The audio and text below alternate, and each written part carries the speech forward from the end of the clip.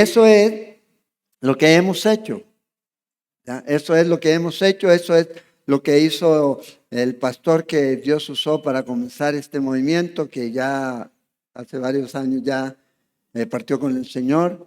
Enseñó, tuvo la bendición él de enseñar la Biblia 8 veces a través de todo su tiempo. Ya 8 veces, bueno, 7 veces y media, pues terminó en Romanos y enseñó un domingo y el martes se lo llevó el Señor. No alcanzó a completar las 8, pero enseñó la Biblia y eso es lo que hemos hecho por años y eso es lo que vamos a seguir haciendo, enseñar la Biblia. El asunto a veces es que la gente siempre está buscando algo. Los judíos buscaban enseñar, los griegos buscaban sabiduría. Y la iglesia lo que trata de hacer es eso, entregarle al mundo, y eso no cambia el mundo. No cambia el mundo. Lo que cambia el mundo es lo que el Señor enseña en su palabra. Jesucristo es lo que la gente necesita en su vida. Y esto es lo que nosotros hacemos. Permanecer centrados en la enseñanza de la Biblia. No nos vamos a desviar, no vamos a buscar métodos ya para poder a veces, como dicen hoy día, ser más relevantes. Nuestro enfoque en nuestros servicios está siempre relacionado con Dios, a través de la adoración, a través de la enseñanza, a través de ese tiempo que tenemos en comunión unos con otros. Ese es el deseo, ese es el anhelo y ese es el objetivo siempre como iglesia. Entonces, y eso es lo que hemos hecho y esto es lo que estamos haciendo. Enseñar la palabra de Dios. Y al final, la iglesia crece. Yo no la hago crecer, la iglesia la hace crecer el Señor. Y si Él la hace crecer, Él la sostiene. Entonces, nuestra dependencia es en la confianza que Dios nos ha dado a través de su palabra. Es en Él y en la obra del Espíritu Santo de Dios. Podemos tener programas, podemos tener planes, podemos tener cosas, pero al final, el que hace que la iglesia crezca es el Señor. Recuerden, Jesús, en Mateo lo miramos, le dice a Pedro, yo voy a edificar mi iglesia. Yo edificaré mi iglesia. Y esto es lo que hemos visto a través de estos años aquí, 22 años aquí. Y esto es lo que he visto ya casi con 40 años en el movimiento. El Señor hace la obra. Y cada uno de ustedes que está aquí es parte de eso. ¿Ya? Es parte de eso. Y esa es la forma en que el Señor trabaja. Es como hormiguita ya llevando el granito. Y eso usted invita a alguien y alguien más invita. Hacemos actividades, hacemos evangelismo, pero la gran mayoría, si yo le pregunto a ustedes cómo llegaron aquí, alguien los invitó, alguien compartió con usted de Cristo. Así es. Y eso hace que se haga una conexión, ¿ya? Una conexión con el Señor, obviamente, y yo creo que eso es lo importante. Bueno, sean entonces todos bienvenidos a Calvary Cela y vamos a abrir nuestras Biblias en Mateo capítulo 21. Vamos a continuar aquí en este capítulo 21 de Mateo. Recuerden, estamos a través del Nuevo Testamento y aquí en Mateo 21 hemos estado varias semanas. Yo ya había enseñado esto, pero no había visto a lo mejor la profundidad en que lo estamos viendo en esta pasada de todo el Nuevo Testamento. Y aquí en el capítulo 21 vamos a retomar ahí en el versículo 20. Si alguien ocupa Biblia, si no tiene teléfono, y si tiene teléfono, póngalo en no molestar para que no le entre, ¿verdad?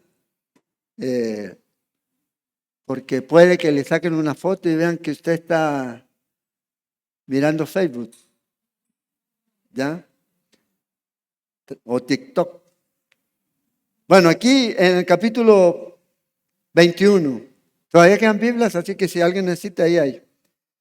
Aquí el Señor Jesús, después de haber secado la higuera, esto es lo que vimos y lo que hemos visto, Jesús en este capítulo entra a Jerusalén, ¿ya? Se presenta como rey, luego va y purifica el templo, limpia el templo, luego seca esto y ahora el Señor está con los discípulos aquí enseñándoles una lección de oración y fe. De oración y fe. Y recuerden, siempre es importante mantener el contexto. En el contexto en el que está, y Jesús está hablando a sus discípulos. Después de que los discípulos vieron esto, todo esto acontece probablemente en el martes de la última semana de Jesús. Jesús sale del templo y vuelve al templo. Y si usted lee, por ejemplo, el pasaje paralelo a esto, que es Marcos, capítulo 11 de Marcos, verso 20 y el verso 27, le da el contexto, que Jesús entró, luego salió y luego volvió a entrar. Y aquí es donde vamos a ver que el Señor va a volver a entrar, y aquí es donde los líderes religiosos le van a decir al Señor, ¿con qué autoridad haces esto? ¿Quién te patrocina? ¿Ya? Y aquí es donde el Señor también les va a mostrar una gran lección. Pero aquí están los discípulos con Jesús, y los discípulos, después de ver que esto se secó, la higuera se secó, le preguntaron a Jesús ahí en el verso 20, ¿cómo es que se secó enseguida la higuera? Y aquí el Señor va a mostrarles les da una lección de cómo nosotros debemos confiar en Él, tener nuestra confianza y nuestra fe en Él. ¿Por qué? Porque al final nuestra confianza nunca va a ser quebrantada si conocemos quién es Él. El problema es cuando la gente no conoce a Dios. Cuando no conocemos a Dios, siempre vamos a tratar nosotros a veces de mover esas montañas, de mover esos obstáculos, de buscar la forma de poder solucionar ciertas cosas que a veces no podemos solucionar. Y nos debemos aferrar a la promesa del Señor. Entonces, el Señor les da aquí a ellos esta lección. Fíjese, en el verso 21 dice, respondiendo Jesús les dijo, de cierto digo que si tuvieres fe y no dudares, no solo haréis esto de la higuera, sino que si a este monte dijeres, quítate y échate en el mar, será hecho. Y todo lo que pidieres en oración creyendo, lo recibiréis. Entonces, creer, tener fe. El punto aquí es ¿en quién? Este es el punto. ¿Creer en quién? ¿Tener fe en quién? Jesús y la Biblia nunca habla de que nosotros debemos tener fe en nosotros. Al contrario, la Biblia dice que debemos morir a nosotros. Porque la verdadera forma de poder llegar a Dios no es a través de lo que yo puedo hacer o la confianza que yo pueda tener en mí mismo, sino que la manera de poder llegar a Dios es poner y depositar nuestra confianza en Cristo. Y de ahí es donde parte todo lo demás. Entonces el Señor les da aquí a ellos esta lección, y este es un modismo hebreo. Esto no es algo literal que usted va a andar moviendo montañas. Y voy a ir por la vida y voy a mover esta montaña para que me entre el sol y se seque la ropa cuando, ¿ya? O que solo haya sol aquí mientras llueve para que se seque la ropa cuando la tiene tendida afuera, ¿ya? No se trata de eso, sino que se trata de que no hay cosa que realmente Dios no pueda hacer. Cualquier obstáculo que usted pueda tener en su vida puede ser quitado por Dios. Él lo puede quitar. Y nuestra confianza debe estar en Él. Por eso Marcos dice que debemos tener fe en Dios, que es el pasaje paralelo a este, en el capítulo 11. Ahí es donde debe descansar nuestra fe. Ahí es donde debe descansar nuestra confianza, en Dios. Pero nuestra confianza y nuestra fe va a ser y va a depender en donde esté depositada, en la persona en quien esté depositada. Si usted pone su confianza en un hombre, entonces su fe es pequeña. Porque el hombre no puede hacer todo, el hombre no puede cambiar. Usted no puede, ni siquiera podemos cambiar nosotros mismos. Una circunstancia a veces. Entonces nuestra fe, nuestra confianza debe estar en Jesús. Ese es el objeto. Ahí es nuestra confianza, ¿ya? Por eso el pensamiento positivo es contrario a eso. Porque el pensamiento positivo nos lleva a pensar positivamente bien de nosotros. No, si te va a ir bien. Sí, a lo mejor usted desea que le vaya bien. Y si le va mal, falló el pensamiento positivo. Pero cuando decimos, Señor, estaba en tus manos y bueno, el Señor tiene control. Y confiamos en Él. Y seguimos confiando en el Señor, aunque usted y yo no veamos que lo que yo a lo mejor por lo cual estoy pidiendo, estoy orando, se realice. Aún así sigo confiando en sus promesas. Y la promesa más grande que usted y yo tenemos es que tenemos vida eterna. Y que lo que pasa aquí es pasajero. Que no debemos sorprendernos cuando estemos atribulados, aproblemados. O sea, nunca debe ser un asunto de desánimo, ¿ya? Desánimo. Sino que al contrario, siempre nos animamos. Siempre vamos adelante cuando conocemos quién es el Señor. Podemos tener esos lapsos así como Elías, Señor, me quiero morir. ¿Por qué no me quitas la vida? Y el Señor, ¿qué le dice? Ven, te va a mandar al psicólogo. No, no le dice eso, ¿verdad? Come, levántate y dirígete a donde te mandé. A veces nosotros nos deprimimos. Ese concepto no es un concepto que usted lo va a encontrar en la Biblia. Puede decir la gente, dice ahí está, y no lo encuentra. Sí encuentra personas que tienen miedo, personas que tienen temor, desconfianza, pero le dan a todo el nombre, está deprimido. No, a veces estamos enfocados en nosotros. Si yo me miro, claro que me deprimo.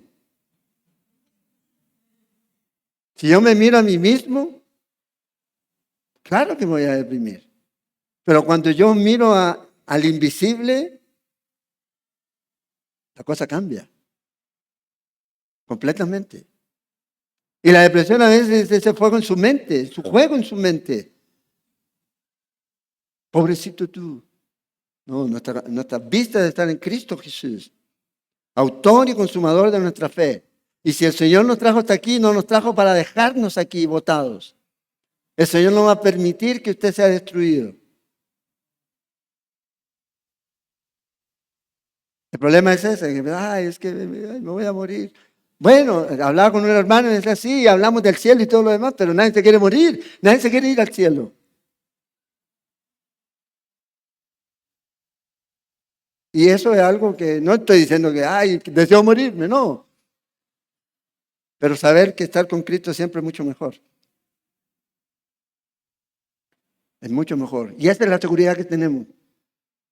Que su último aliento aquí es el primer aliento allá en la eternidad. Con Dios. Con Dios. Entonces, lamentablemente hoy día vemos estos grupos sectarios, porque prácticamente se vuelven sectas, con enseñanzas de fe, la fe, piense positivamente, reclámenlo, visualícelo. Y eso es algo que usted no lo va a encontrar en la palabra de Dios. No lo va a encontrar en la palabra de Dios. Y generalmente esto tiene mucho que ver con que la bendición que usted va a recibir va a ser proporcionalmente a lo, y siempre los dirigen a este punto, a cuanto usted dé. O sea, usted va a ser bendecido porque entre más siembra, más da. Bueno, hay un principio en la Biblia. ¿Ya? El que siembra escasamente, segará escasamente. Eso es un principio, sí, eso lo podemos ver en la Biblia. Pero no quiere decir yo que con eso estoy manipulando a Dios o puedo manipular a Dios. Señor, mira lo que sembré, mándame ahora el 1000%. No. Al final, el Señor sigue siendo el que está sentado en el trono y sigue siendo soberano. Entonces el Señor les dice a ellos que si piden con el corazón correcto y a la persona correcta, dependiendo completamente de la voluntad de Dios, Dios va a hacer lo que Él solo puede hacer. Lo que Él solo puede hacer. La oración no es para cambiar la mente de Dios. La oración no es para que Dios cambie su mano o Dios mueva su mano. No, para nada. La oración tiene que ver con que yo me alineo a la voluntad de Dios para lo que Dios quiere hacer y que no ocurriría de ninguna otra manera si yo no estuviera alineado con la voluntad de Dios en oración. Y esa es la oración. Orar para que el Señor haga su voluntad. Cuando yo oro al Señor, el Señor obra. El Señor obra.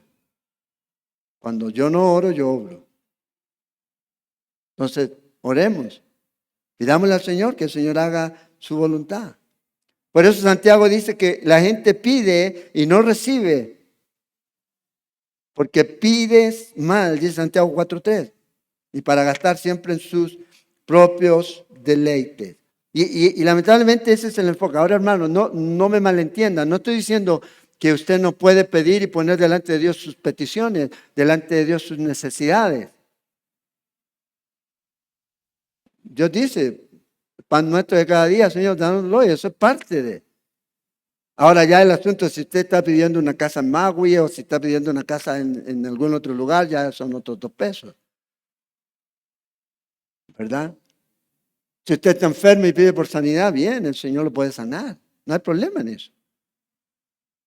El problema es cuando la gente pide y piensa que Dios es ese genio de la botella y que va a salir y le va a decir, dime, 3 deseos tienes. ¿Qué vas a querer? ¿Qué es bacán? No, yo Señor no es así. Entonces, ¿podemos ir delante de Dios?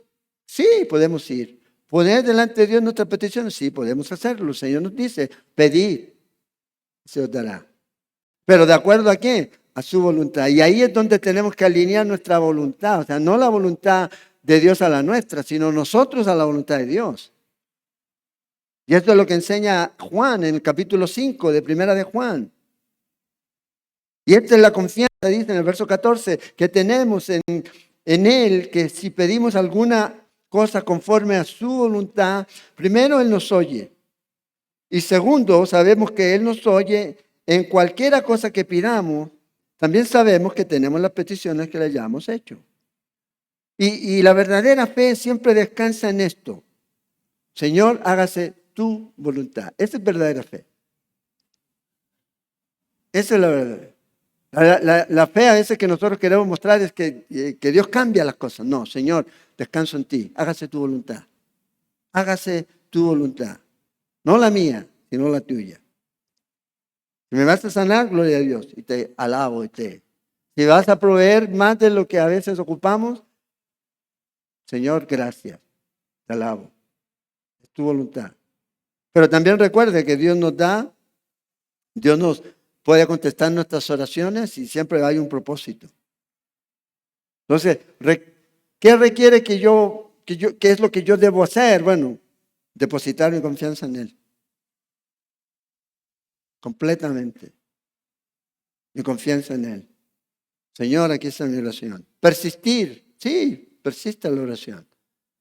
A lo mejor usted ha estado orando por años por algo. Bueno, hay personas que han orado por años. Por años. Para que Dios alcanzara a alguien, para que Dios lograra algo, etcétera. Lo que sea, ya han orado y el Señor da en su tiempo, no en el tiempo de nosotros. Dios no corre. A nosotros nos gusta correr. Irnos delante. Acuérdense, Moisés dijo, no me voy a mover, Señor, si tú no vas conmigo. Yo nunca quiero correr delante de Dios. Yo siempre quiero correr con Él, a mi lado. Y ahí el Señor se va a ir encargando de mover los obstáculos y mover todo lo que Él tenga que mover. Entonces, el fruto o la fe y el resultado de esa fe va a ver usted fruto. Frutos que traen honra a Dios, gloria a Dios, no a nosotros. Porque cuando Dios contesta una oración, ¿qué es lo que ocurre? Yo no llamo la atención a mí. Usted debe saber, fue Dios. Dios. Dios es el que hizo la obra y la gloria debe ser para Él. No a alguien porque, sí, oró el pastor y de ahora en adelante todos ahí vayan. Porque el pastor ahí ora y cuando ora se cumple.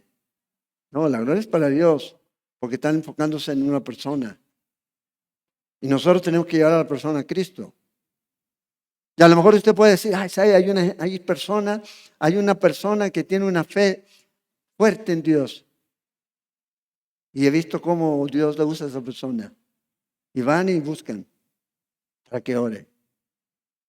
Y la persona ora y ahí dice, Dios obra. ¿Y la gloria de quién es? La gloria siempre va a ser de Dios. Porque Él es el que mueve, no nosotros. Si haces cosas pequeñas como si fueran grandes, Dios hará las cosas grandes como si fueran pequeñas. Eso es como Dios trabaja. Eso es como Dios trabaja. Yo quiero hacer algo grande, bueno.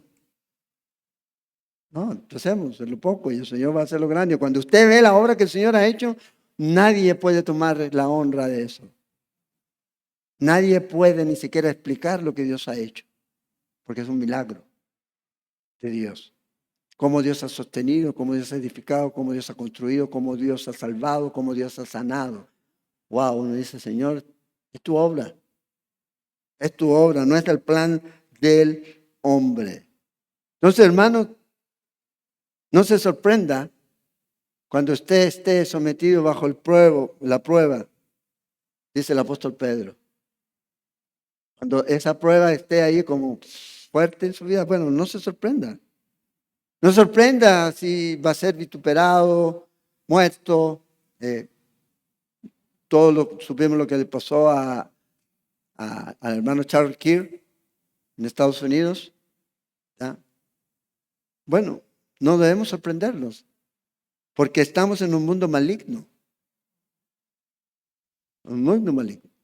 Y esto no se trata de lo que yo digo o no digo, se trata de que este mundo, el Dios de este mundo es Satanás.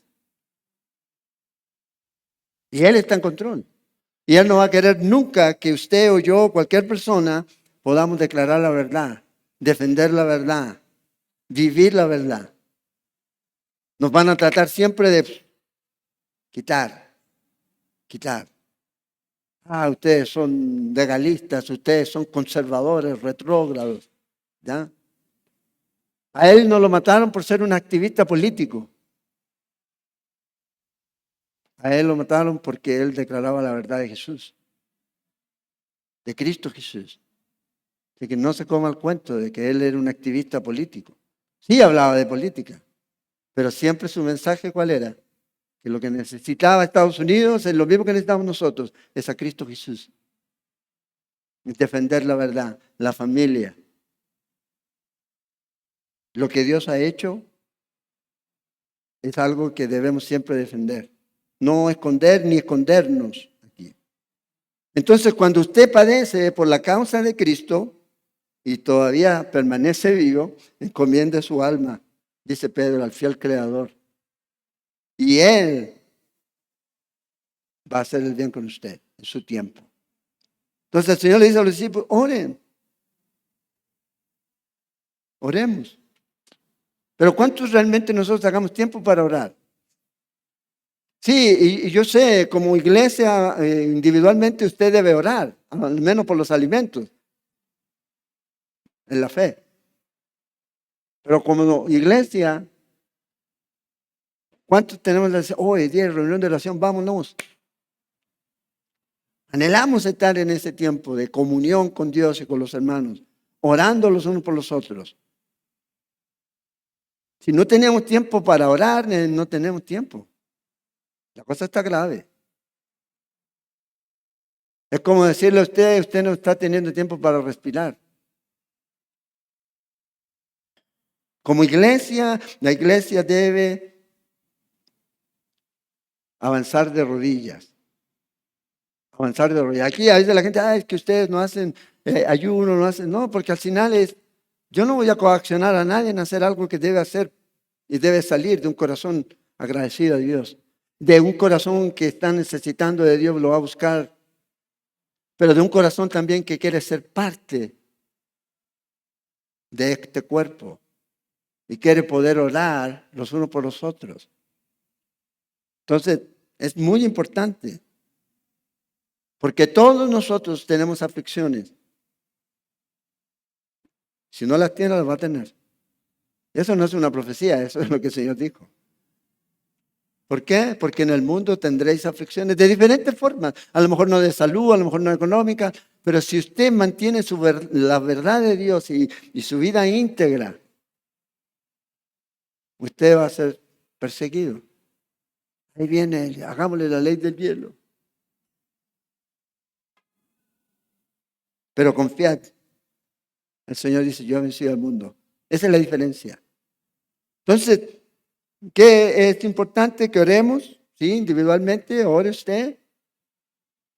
Pero dice Santiago, si usted necesita oración, está enfermo, bueno, llame a los ancianos.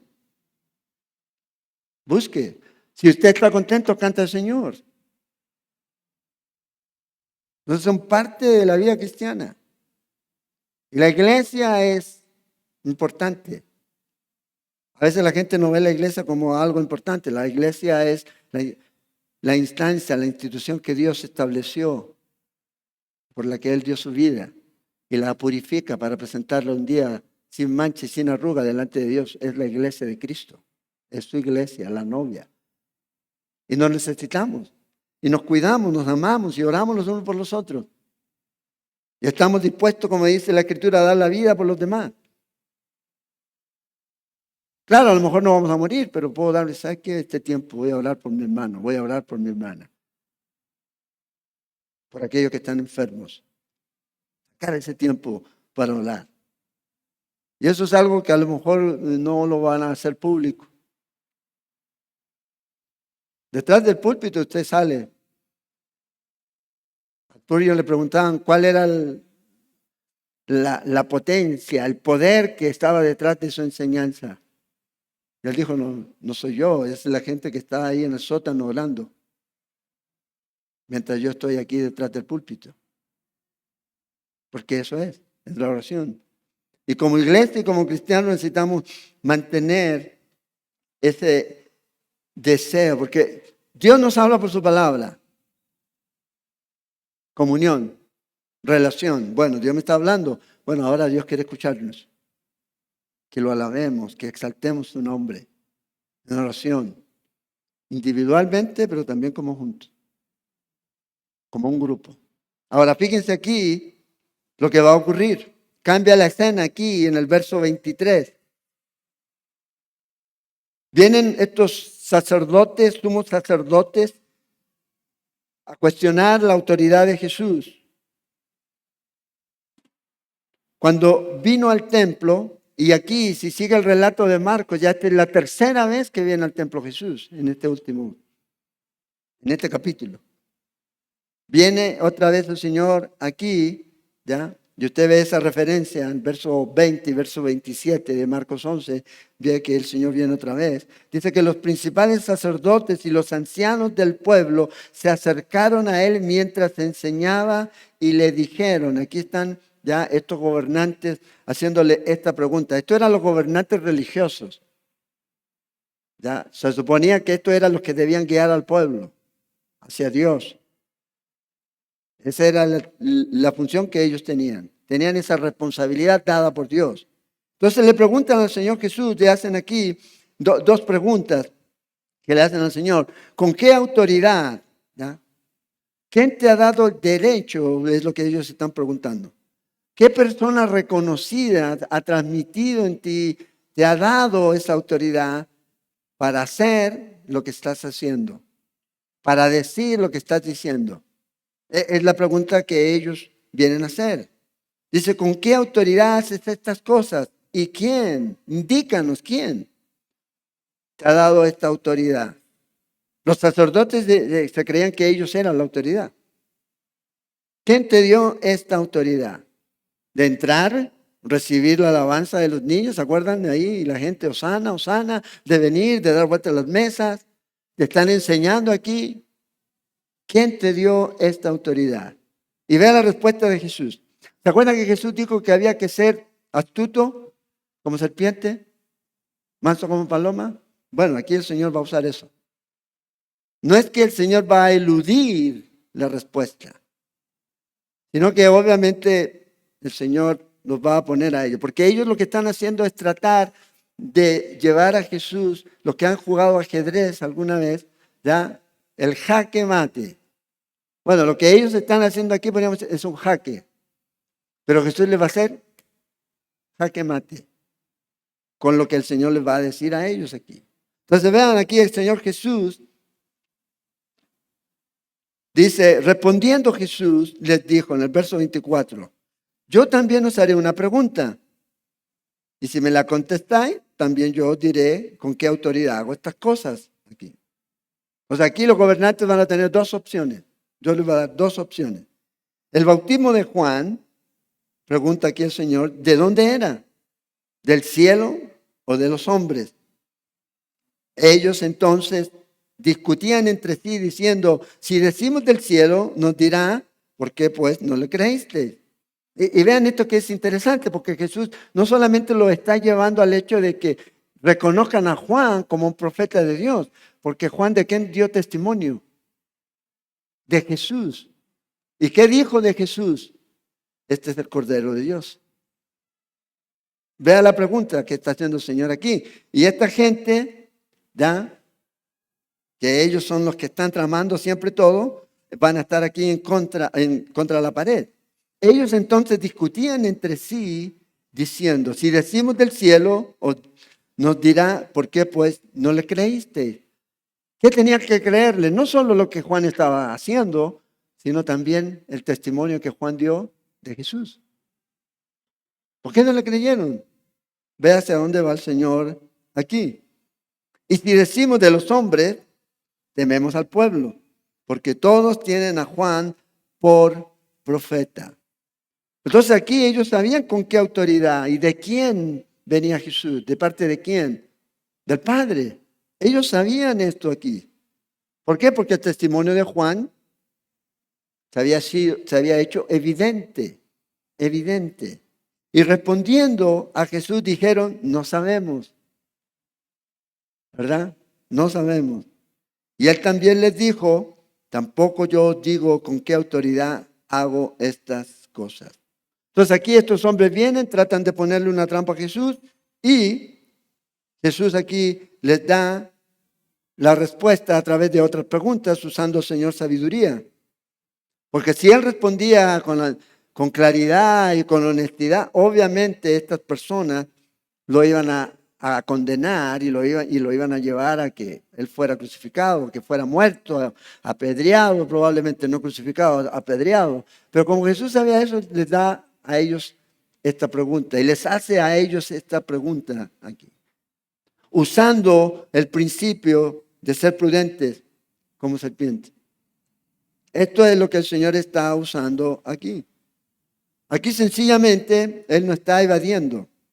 Entonces menciona a Juan. Fíjate en el verso 25 dice Juan, ya hablando del bautismo de Juan. Ahora para Juan, o Juan ya obviamente ya sabemos que estaba muerto, había sido decapitado por Herodes, pero Juan era un personaje único. No había otro hombre o no hubo otro hombre como este Juan, un profeta. Como el Antiguo Testamento fue el último. Y ya lo que usted ve en la vida de Juan era un hombre notable. Primero en su forma de vestir, él no se amoldó al mundo. O sea, en este tiempo sería rechazado. Hasta la misma iglesia probablemente. Pero no solo eso, sino que él era radical. No hay que ser tan radical, no hay que ser tan extremo, dice, hoy día. También era inflexible. No, hay que ser flexibles. Probablemente al final se van a salvar. No, un solo camino. Cristo Jesús. No hay otro. Y para que pueda ocurrir eso, Juan fue claro, tiene que arrepentirse de sus pecados. O sea, él no se andaba con, bueno, sí, a lo mejor, quién sabe, no. Dice en el capítulo 3 de Mateo, que ya miramos, lo estudiamos, en el versículo 5 dice que la gente salía de todas partes, de Jerusalén, de Judea, venían donde estaba Juan, ahí en el Jordán, para ser bautizados por él. Y cuando él predicaba, fíjese lo radical que era Juan, ¿ya? Lo que hoy día a lo mejor no sería políticamente correcto. Vea, en el mismo capítulo, en el verso 7, dice que venían los líderes religiosos, muchos de los fariseos y de los saduceos venían ahí a ver lo que Juan estaba haciendo ahí, venían a su bautismo, y Juan le dice, generaciones de víboras, es lo que les dice. Oye, pero ¿cómo? Él no podría ser pastor hoy día. Si él dijera así, ¿verdad? Una amiga no vino, pero no volvió nadie, ¿por qué? Usted fue muy duro, habló de pecado. A lo que si no se arrepentían se iban al infierno. Imagínate. Y Juan les decía, ¿quién creen ustedes que son? ¿De qué manera piensan ustedes que van a escapar de la ira que viene? O sea, Juan le está diciendo a los líderes religiosos, lo mismo que le están preguntando a Jesús. Son los mismos líderes. Y Juan les dice a ellos que ellos deben arrepentirse. A veces hay una careta de religiosidad en la iglesia, en los líderes. Y el Señor dice, hey, si no hay verdadero arrepentimiento, no solo el que me dice Señor, Señor. No basta conocer la verdad solamente. Hay que hacerla, hay que vivirla. Entonces, Juan era esta persona que hoy día no estaría a lo mejor dando el molde en la forma en que él trataba a la gente. Pero Juan conocía a Dios.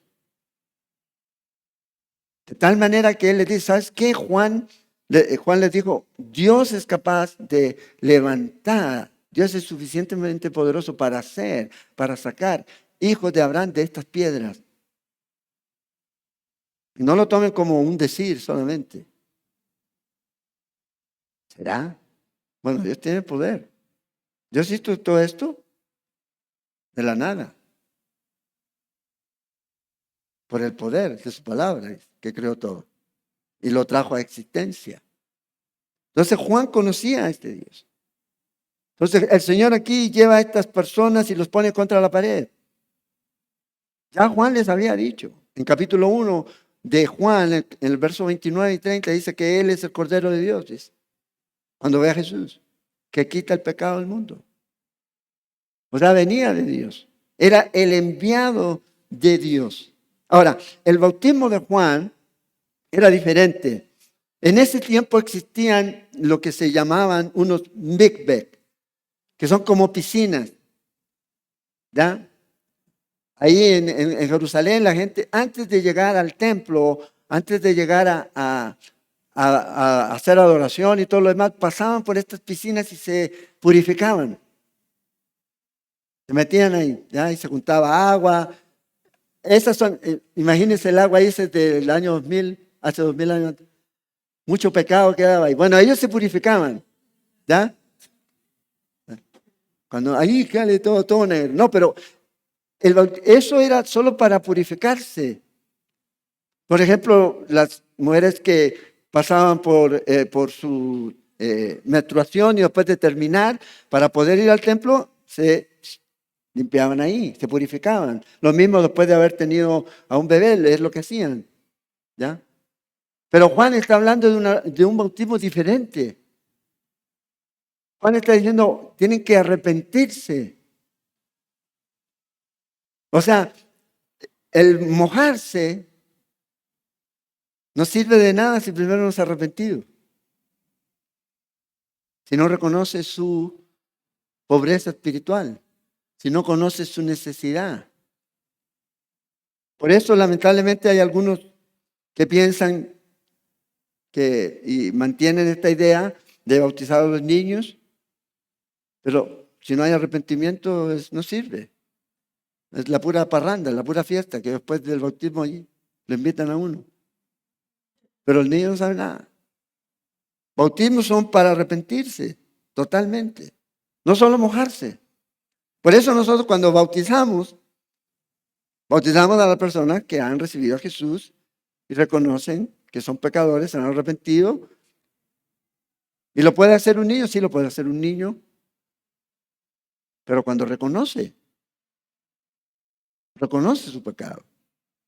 Entonces aquí el Señor está hablando acerca de esto.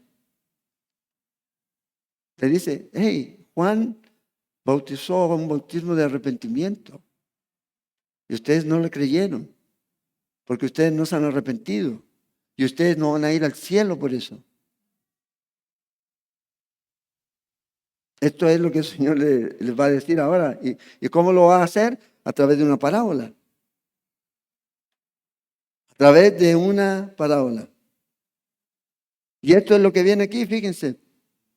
En los versículos 28.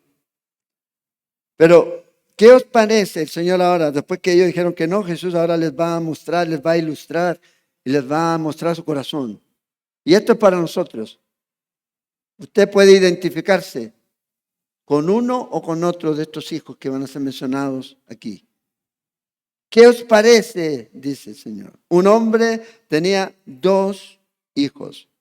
Ahora, esta parábola no solo trata sobre conocer a Dios, sino que esta parábola habla de conocer a Dios y hacer la voluntad de Dios. O sea, no es solamente conocer la voluntad de Dios, porque a veces la gente piensa, bueno, yo conozco la voluntad de Dios, pero no es lo mismo que hacerla. Porque estos líderes religiosos conocían. Y el Señor les va a decir, ¿no leyeron? Me encanta cuando Jesús le dice eso a los líderes religiosos. Claro que ellos sabían, pero una cosa es solamente conocer y otra cosa es llevarlo a la práctica, es hacerlo. Y esto es lo que el Señor les va a mostrar aquí. Y cada uno de nosotros debemos tener en cuenta y preguntarnos, bueno, ¿qué hijo soy yo? Fíjense, versículo 28. Entonces, dice, ¿qué os parece? Un hombre tenía 2 hijos. Y cada uno de estos hijos va a revelar el corazón de un tipo de persona. Aquí el Señor va a exponer el corazón de los religiosos. Porque acuérdense, esto se lo está tirando a los fariseos y saduceos, a los líderes religiosos. Y va a ser un contraste, pero grandísimo, entre las rameras, las prostitutas y los cobradores de impuestos y ellos. ¿Y cuál es la diferencia? ¿Por qué uno puede ir y entrar al cielo y el otro no? Porque estos se arrepintieron. ¿Y estos qué hicieron? Vivieron una vida religiosa, hipócrita. Es lo que el Señor les va a mostrar aquí. Entonces, una cosa es lo que usted dice y otra cosa es lo que se está haciendo. Una cosa es decir lo correcto y otra cosa es hacer lo correcto. Vean lo que dijo el Señor aquí, y yo creo que es importante a veces para nosotros, que a veces somos muy dados a decir, frases o conceptos cliché entre los cristianos. Vean lo que Jesús les dice a ellos en Mateo 5:37. Aquí. Pero sea vuestro hablar sí, sí. No, no. Porque lo que es más de esto, de mal, procede. O sea, antiguamente, en los tiempos allí inmemoriales, la palabra de alguien valía. Hoy día no vale nada. Lamentablemente. Y a veces ni siquiera entre los cristianos. Sí, yo voy. No llegan. No llegan. Por eso una cosa es decirlo y otra cosa es hacerlo. Y la vida cristiana a veces está en eso. Muchos clichés, muchas palabras. Decimos, yo amo a Jesús. Y a la hora del los Q, amamos más al mundo, amamos más a nuestra familia, amamos más nuestro trabajo, amamos más nuestra profesión, hablamos más nuestra universidad, amamos más bla, bla, bla, y Jesús queda relegado. Queda relegado. Oh, sí, voy a orar por usted. Nunca oramos. Por eso lo mejor es, si alguien le pide oración, ore de una vez por él, para que no quede mentiroso. Para que no quede mentiroso.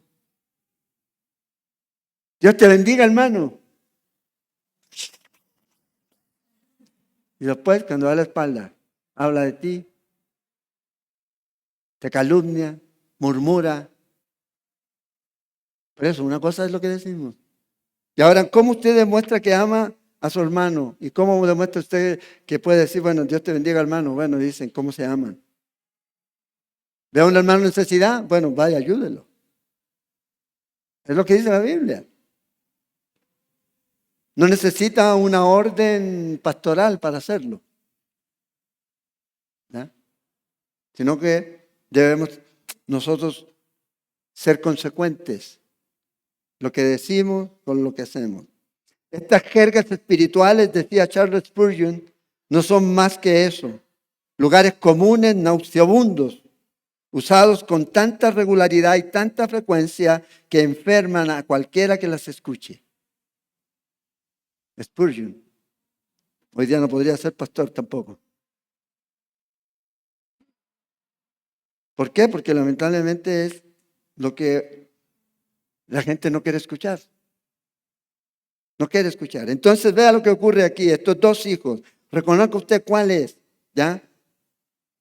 Y acercándose a uno de estos hijos, al primero, le dijo: hijo, ve hoy a trabajar en mi viña.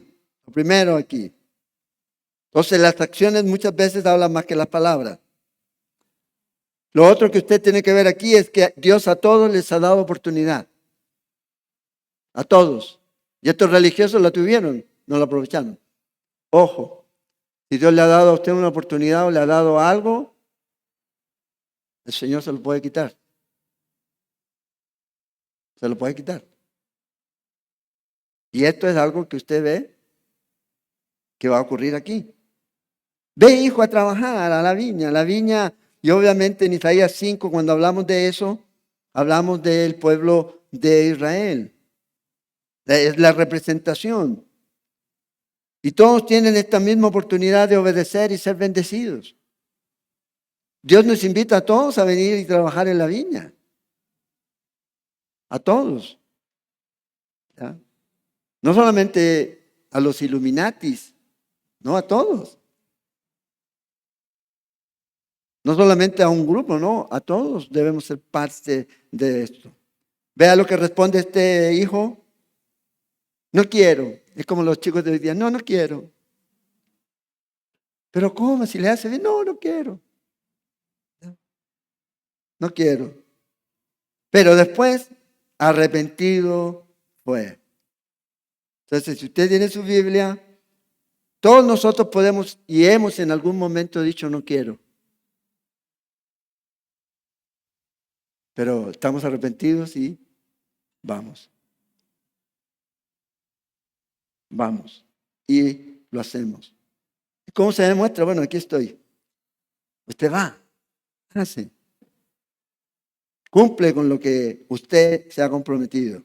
Y acercándose al otro, en el verso 30, le dijo de la misma manera. O sea, todos nosotros tenemos la capacidad y el poder de Dios que Él nos ha dado a todos los hombres de elegir. Usted elige. El problema es que dejamos que los demás elijan por nosotros. Es que no puedo porque tengo familia. Le echamos la culpa a la familia. Y no, usted tiene que elegir. Usted tiene que decidir qué va a hacer con la invitación que Dios le hace a usted. Porque al final Dios le va a pedir cuenta a quién. ¿A su familia? No, a usted. Y si su familia recibe las bendiciones que usted va a recibir también cuando usted es obediente, ¿no cree que eso ya es mucho? Es wow, increíble. La obediencia. Y respondió y le dijo: sí, Señor, voy. He escuchado mucho: sí, yo quiero ir y quiero ir de misiones. Y quiero... Sí, pero no hay agua caliente. Ay, qué torta. Sí, es que es muy lejos. Hay que caminar. Hay que caminar. Ay. Pero decimos sí. ¿Por qué? Porque queremos que la gente nos escuche. Oh, mira el hermano. Y fue el hermano, no fue. No llegó. Y no fue. No estoy hablando de nadie aquí, por aquí. Es lo que el Señor dice aquí. Y no fue. Eso era algo para mí muy... Porque cumplimos en todo lo social, pero en lo espiritual siempre es si puedo. Nadie llega tarde a su trabajo. ¿O no? Nadie deja de mandar a sus hijos a la escuela porque los hijos no quieren ir.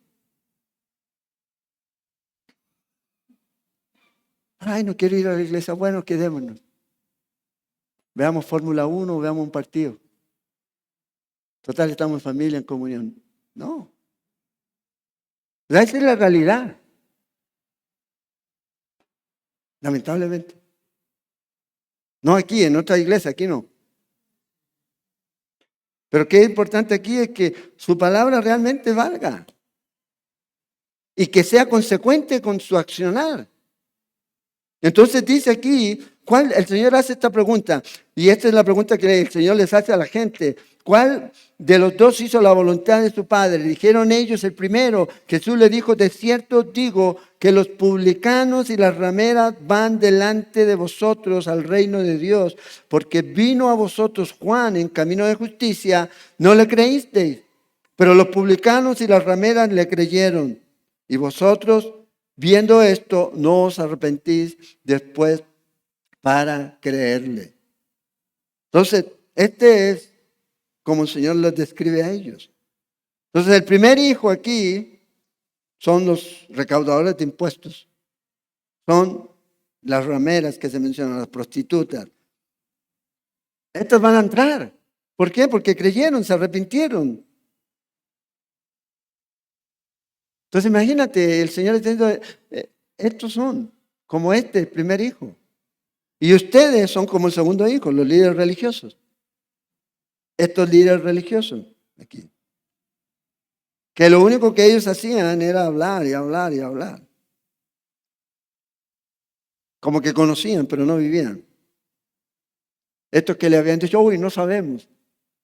Por eso él dice, estos creyeron y ustedes no creyeron. Esa es la diferencia. La persona no es que no pueda arrepentirse, no quiere arrepentirse. Cuando es expuesta la palabra de Dios, las personas pueden tomar una decisión. Entonces, gloria a Dios porque los pecadores van a entrar al reino de los cielos. Sí, los que se arrepienten. O sea, todos nosotros. Pero esos que andan de blanco, ¿verdad? Esos no van a entrar al cielo. Por su hipocresía. Esos que se creen santurrones. ¿Ya? Y que le sacan la Biblia a usted cuando ustedes están hablando de cómo le falta prisa y ¡prun! Y le tiran la Biblia. Ay, yo no veo eso porque yo me dedico a orar santurrón. Qué bueno, ore, para que den esa prisa. Bueno, está bien. Está difícil. Pero ¿se da cuenta que a veces nosotros queremos mostrar una imagen? ¿Ya? Y Dios dice, no, es un asunto realmente de arrepentimiento, de corazón. Y cuando usted se arrepiente, Dios nos transforma. Y la transformación nunca es externa, es de dentro hacia afuera. Ahí es como comienza. Ahí es realmente como comienza. Entonces, necesitan ellos arrepentirse. Y no lo hacen. ¿Qué necesita el mundo? Hoy día lo mismo.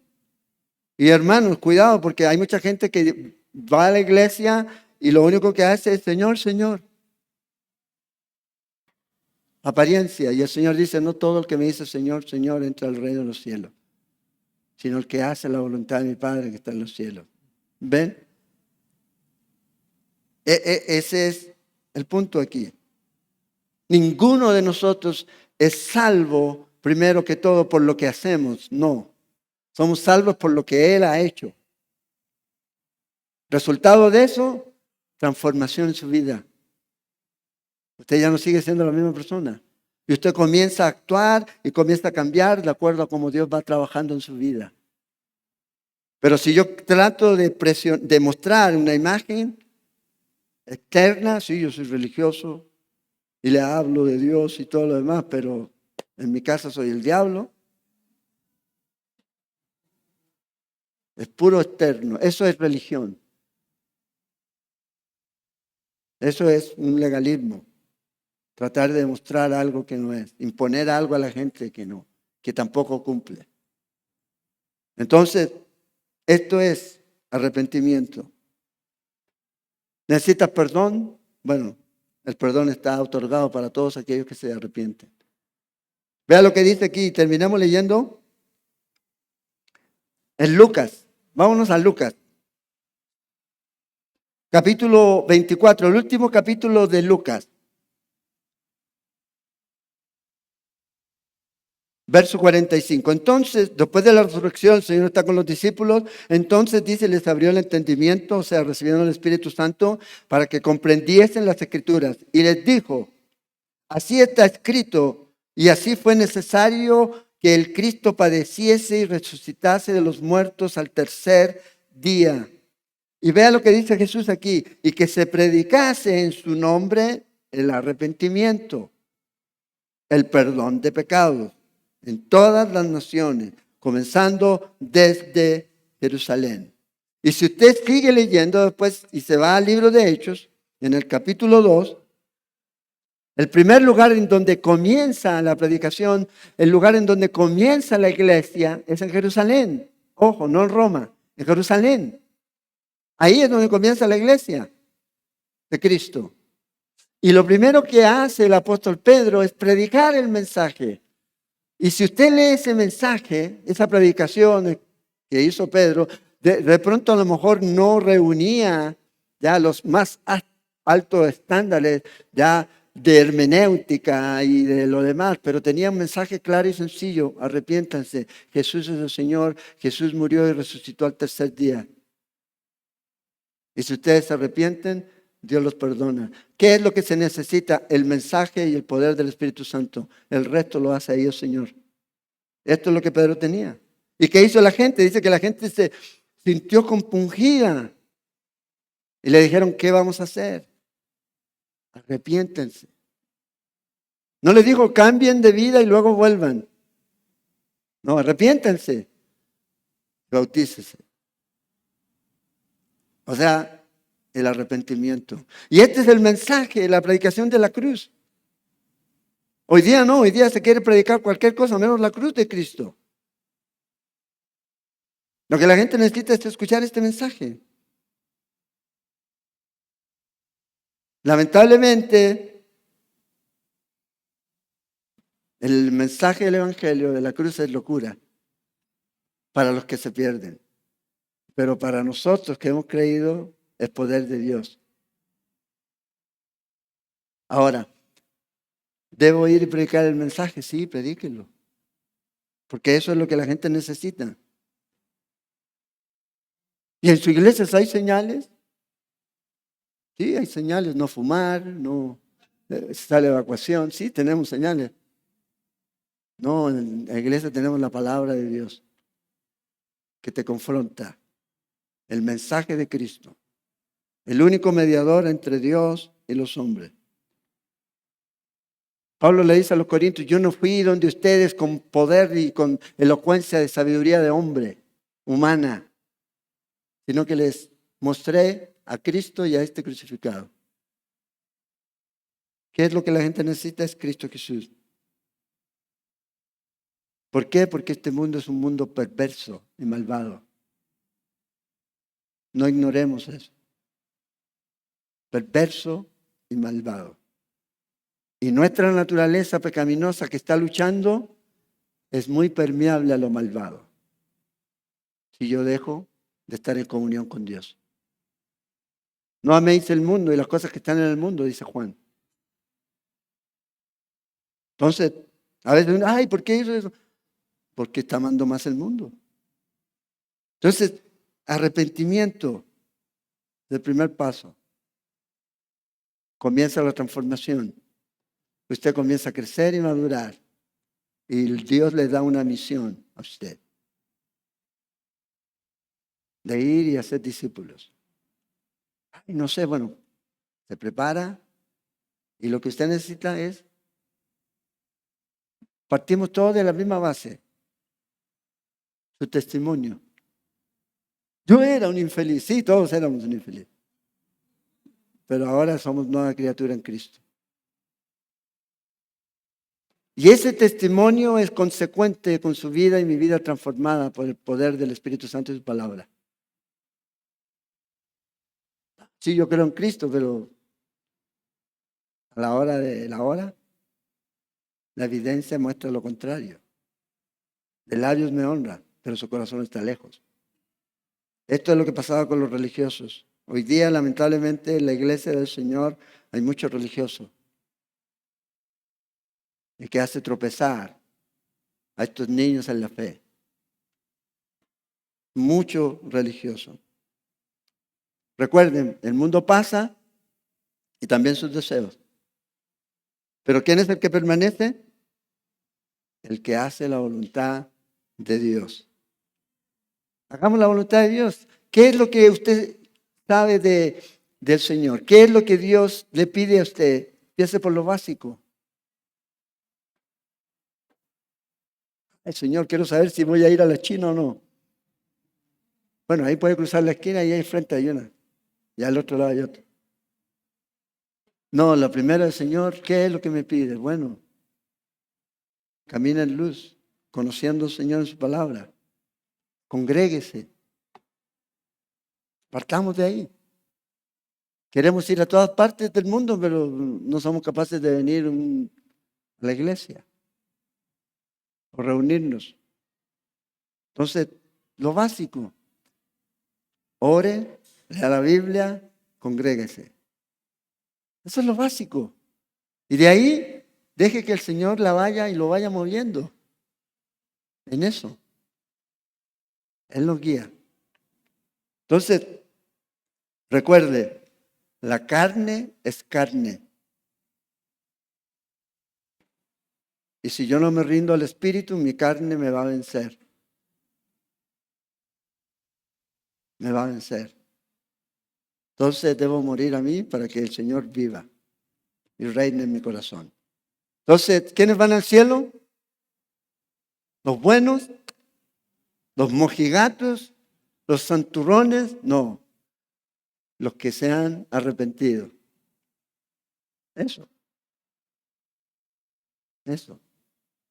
Y allá vamos a estar, un montón de pecadores, perdonados por la gracia de Dios, limpios por la sangre que Cristo derramó en la cruz. No piense que por venir aquí usted va a ir al cielo. No, usted va al cielo porque ha creído en Cristo Jesús como Señor y Salvador. Y si viene aquí, es parte de lo que el Señor está haciendo. Intégrese a esta familia, sirva al Señor hasta que Él venga.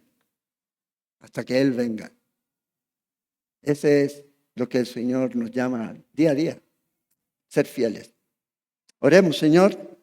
Gracias esta mañana por este tiempo, por tu palabra, como tú, Señor, nos animas, nos desafías, nos exhortas, Señor.